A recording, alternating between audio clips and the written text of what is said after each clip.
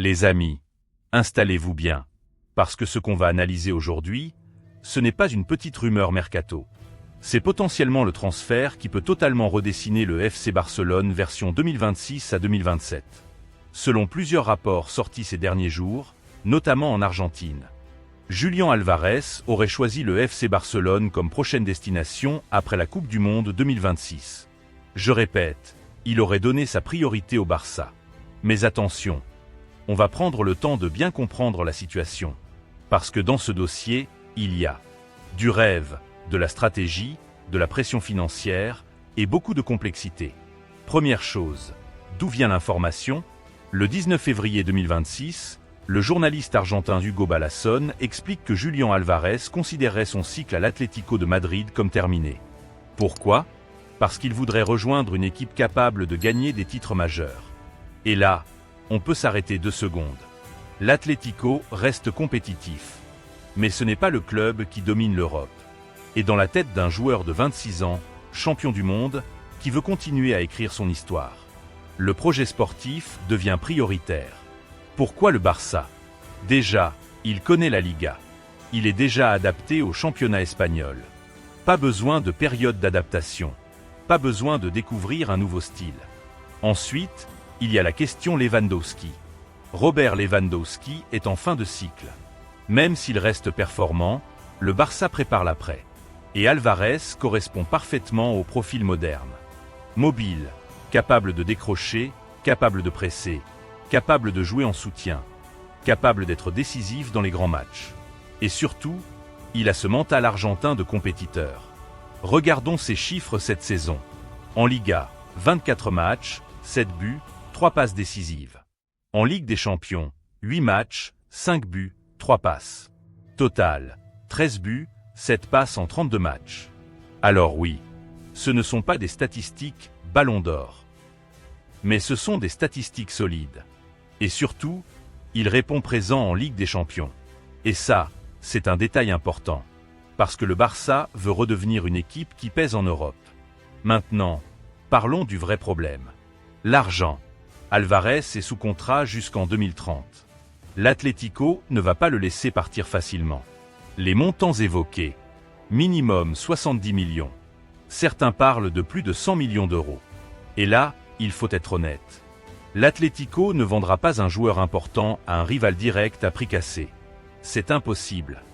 Donc le Barça devra payer. Et c'est là que le dossier devient explosif.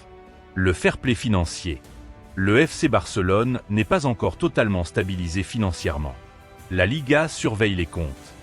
Donc pour faire venir Álvarez, le Barça devra probablement vendre 1 ou 2 joueurs, réduire la masse salariale, optimiser les contrats. Sinon, l'opération sera bloquée. Et ça, c'est une réalité. Attention, Arsenal et Chelsea sont là. Barcelone n'est pas seul. Arsenal suit le dossier.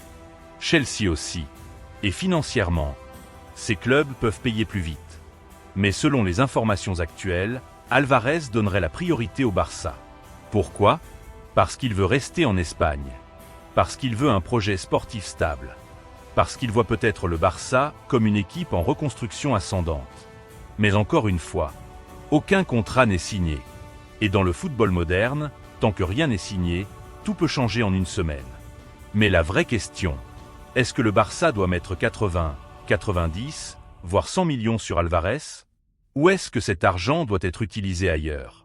Parce que recruter un attaquant, c'est bien. Mais il faut aussi un milieu solide, une défense stable, un équilibre collectif. Et c'est là que la deuxième information du jour devient très intéressante. Parce que pendant que le Barça travaille en coulisses sur Álvarez, Gavi vient de faire son grand retour. Et ça peut totalement changer l'équation. Gavi est de retour. Et ça change tout. Et là les amis, on parle d'un retour qui peut complètement modifier la dynamique du FC Barcelone. Gavi est officiellement de retour à l'entraînement collectif depuis le 20 février 2026. Après 5 mois d'absence. 5 mois. Une éternité dans le football moderne. Rappel de la situation. Septembre 2025. Blessure au ménisque interne du genou droit. Arthroscopie le 23 septembre. Diagnostic clair, absence longue durée. Résultat, Il n'a joué que 2 matchs cette saison avant sa blessure. Une saison quasiment blanche. Et quand on connaît l'importance de Gavi dans l'intensité du Barça, son absence s'est ressentie. Où en est-il aujourd'hui? Il a repris les séances collectives sous les ordres de Hansi Flick. Mais attention, le staff médical va gérer ça intelligemment. Pas de retour précipité. Pas de risque inutile. Il ne devrait pas jouer contre Levante ce week-end. L'objectif? Être totalement prêt pour le 8e de finale retour de Ligue des Champions à la mi-mars. Et ça, ce n'est pas un hasard. Pourquoi son retour est stratégique? Parce que Gavi, ce n'est pas juste un joueur technique. C'est de l'énergie, du pressing, du leadership, une mentalité, une agressivité positive. Quand Gavi joue, le Barça presse plus haut. Le Barça récupère plus vite. Le Barça impose un rythme. Et si Alvarez arrive cet été? Un attaquant mobile comme lui a besoin d'un milieu capable de presser et de créer des espaces. Gavi peut être cette clé. Le Barça prépare un nouveau cycle, on commence à voir un schéma se dessiner. Transition après Lewandowski, possible arrivée des Alvarez, retour de Gavi, reconstruction sous Hansi Flick. On sent que le club prépare quelque chose. Mais tout dépendra des finances. Parce qu'avoir des idées sportives, c'est une chose. Pouvoir les financer, c'en est une autre. Mais est-ce que le Barça peut gérer le retour progressif de Gavi, financer un transfert à 80 à 100 millions, respecter le fair-play financier, rester compétitif en Liga et viser la Ligue des Champions? C'est un équilibre extrêmement fragile. Mais c'est aussi ça qui rend ce mercato passionnant. Julián Alvarez au Barça. Ce serait un message fort. Mais ce n'est pas encore fait. Le dossier est réel. L'intérêt semble mutuel. Mais les obstacles financiers sont énormes. Et pendant ce temps, Gavi revient. Et peut-être que la vraie recrue de la saison, c'est lui. Dites-moi en commentaire. Alvarez, bonne ou mauvaise idée? 80 millions, vous payez ou pas? Gavi peut-il redevenir le patron du milieu? Et est-ce que le Barça peut redevenir un favori en Europe? Lisez bien la situation, analysez avec moi. Et si vous aimez ce genre de décryptage complet, abonnez-vous.